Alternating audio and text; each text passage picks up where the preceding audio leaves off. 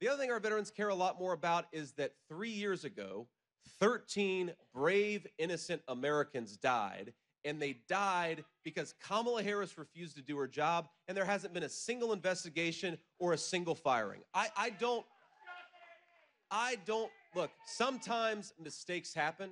That's just the nature of government, the nature of military service. But to have those 13 Americans lose their lives and not fire a single person is disgraceful. Kamala Harris is disgraceful. We're going to talk about a story out of those 13 brave, innocent Americans who lost their lives. It's that Kamala Harris is so asleep at the wheel that she won't even do an investigation into what happened, and she wants to yell at Donald Trump because he showed up.